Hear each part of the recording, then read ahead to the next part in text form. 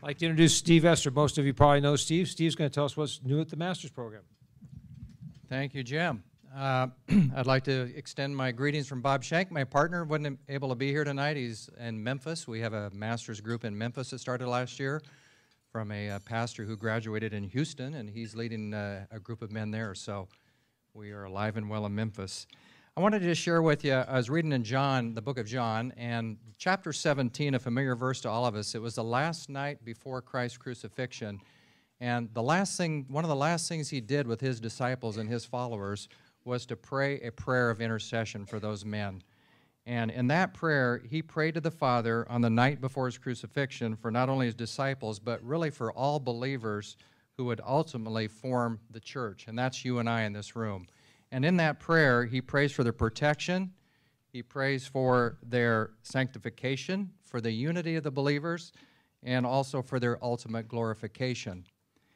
And he also prays, when Jesus is giving that prayer, when you go back, I'd encourage you to reread that, in the first 4 verses, he prays for his own glorification.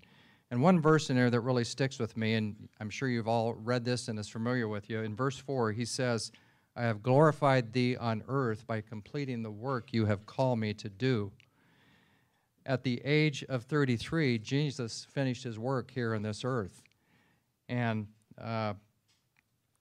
some people may look at Jesus dying at 33 and say, this is a tragedy. Why so soon? Why couldn't he have lived another 20, 30 years and completed more, healed more people, ministered to more folks, and so forth? But he said that his work was finished, that God called him to do at that particular time. And I would submit to you that the tragedy is not Jesus dying at 33, but it's a Christian who lives to be 100 and never knows what his work was. And my question for each of us in this room here tonight is, do you know what God has called you to do, and what is the role that he has called you to play in his bigger story? Do you know what that part is? Because we all have a part to play with the unique gifts and skills and talents that he's given to us. The Master's Program, which I represent, has helped over 1,500 men and women over the past 18 years get increased clarity and focus about their kingdom calling. Scores of men and women in this room here today. In fact, could I see a show of hands of those who have completed the Master's Program in this room? So probably maybe close to a fourth or something like that have participated in it. Any one of these folks here today, I think, will tell you that it was one of the most impacting things they did in their spiritual journey and moving them towards greater significance and increased fruitfulness in their lives. If you have not investigated the Master's Program, you need to do so.